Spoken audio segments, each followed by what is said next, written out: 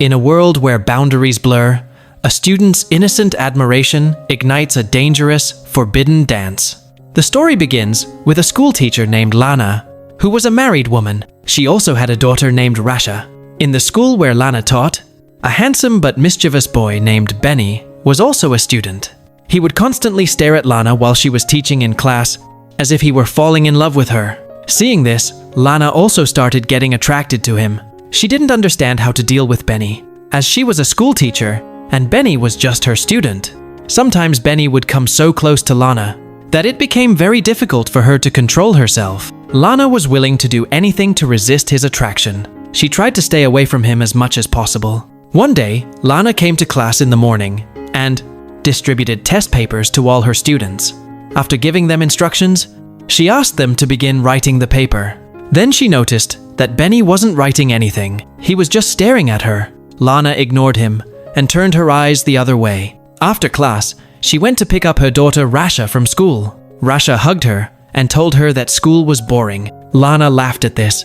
Then she made Rasha sit in the car, and her eyes fell on Benny, who was walking his dog. She looked at Benny for a moment, then drove away from there. The next day, one of Lana's students, Jeremy, gave a presentation in the class. Then Lana noticed two girls who were laughing while watching a movie on a phone. Lana warned them to put the phone in their bag, but they didn't listen to her. So Lana snatched the phone from them and said she would return it after class. In response, a girl named Valerie gave the phone to Lana and called her a dirty witch. Hearing this, the rest of the students in the class started laughing. Lana told the girl that she would report her to the school authorities. Later, while Lana was drinking tea during break time, she suddenly noticed Benny teasing Bellry. Benny threw all of Bellry's belongings out of his bag. Not only that, he also damaged Bellry's bicycle by throwing it down. After this incident, Lana spoke to another teacher in the staff room about Benny. She told him what she thought about Benny and the kind of boy he was. She wanted to hear the teacher's opinion, but the teacher got confused and didn't know what advice to give. Lana then told him not to worry about it. The next day after class, Lana told Benny that she wanted to talk to him about something. She took him to an empty classroom and asked him to sit. Then, after checking on his well-being, she asked him if he was enjoying school or not. But Benny didn't answer her. Instead, he asked Lana what she really wanted from him. Lana told him that she cared about him and that he shouldn't have behaved badly with a girl in his class. While explaining this to him, she placed her hand on his knee and said that if he ever needed help, he could come to her. But Benny looked at her hand and started smiling. Seeing this, Lana immediately pulled her hand back. Benny said, "I don't think you really want to help me." Lana replied that she was worried about his future, especially since he had failed in the last test. Hearing Lana's words, Benny started laughing and said that instead of talking nonsense, she should tell him the real reason why she called him there. Lana couldn't think of an answer, so she left, giving the excuse of having a meeting. But before leaving, she told Benny to pay attention to what she had said. The next morning, after going for a run, Lana stopped near a lake to rest. Then the scene shifts, and after class, Lana sees Benny's bag lying on the ground. She looks around to check if anyone is watching her. Then she takes out Benny's sweater from his bag, starts smelling it, and puts it back in the bag. Hearing the sound of the door opening, she rushes to the washroom, bends down, and starts drinking water from the tap. After this, as soon as she looks up, she gets nervous seeing Benny standing in front of her. Benny grabs Lana, but Lana pushes his hand away. Smiling, Benny places his hand there again, moves closer, and kisses her neck. Lana loses herself in his arms, but quickly regains her senses and stops him, saying that this should never happen between them again. She threatens to have him expelled from school for this behavior. She tells Benny that he is playing with fire. As Lana turns to leave, Benny shouts that she actually wants all this. But Lana says that she cannot fall in love with any of her students. The next day in the school hallway, Benny tells Lana that he wants to meet her after class, but Lana refuses to meet him. While talking, he moves towards the other students.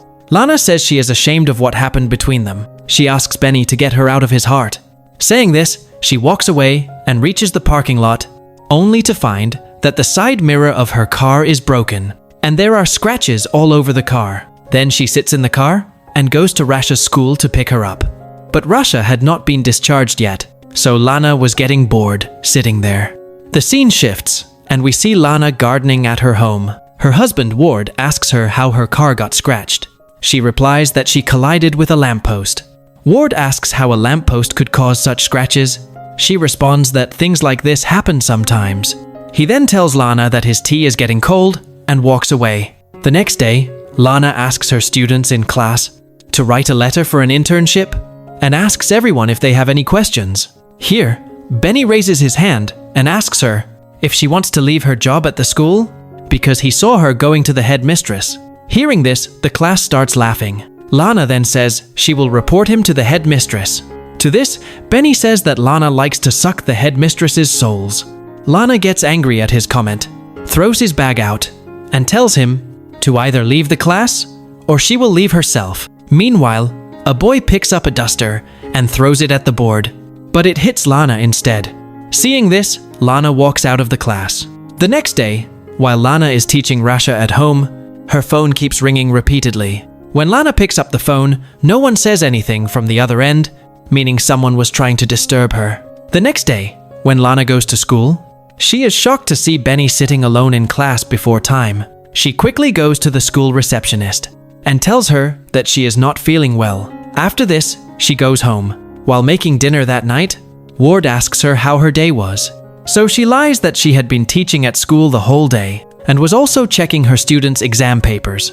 The next day, after dropping Rasha at school, Lana does not go to work and instead stops near a riverbank to eat an apple. Then she goes to a museum and looks at the paintings for a while. Suddenly, her eyes fall on Benny. Seeing him there, she panics and tries to leave the place as quickly as possible. But she meets Benny again in the lift. Benny tells Lana that he missed her, which is why he wanted to go to school. He then proceeds to touch her private parts. Lana also loses control and tries to kiss him twice, but Benny stops her and starts moving his fingers on her body. That night, Lana has repeated nightmares about her family leaving her, and she wakes up terrified. The next day, she sneaks into the school administrator's office and steals the exam papers from there. When all the students go to the cafeteria for lunch, she places the papers in Benny's coat to trap him. The next day, while Lana is sitting in the staff room, talking to other teachers, she sees some security men taking Benny somewhere. Benny is expelled from school on the charge of stealing the exam paper. After his departure, Lana begins to miss him and reminisce about the moments spent with him. One day, Lana and Rasha go to a bookstore. Rasha had to buy a book to gift to her friend Kim. But after going there, Rasha starts insisting on buying an animal made of cloth, but Lana refuses her. After a while, Rasha disappears.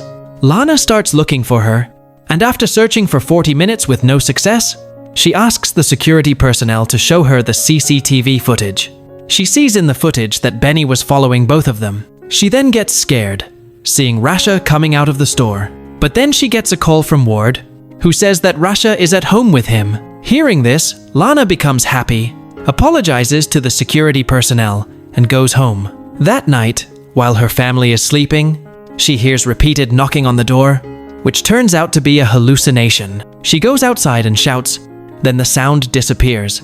She locks the door and imagines herself getting intimate with Benny. The whole night passes like this, and in the morning, her dream shatters when Ward arrives.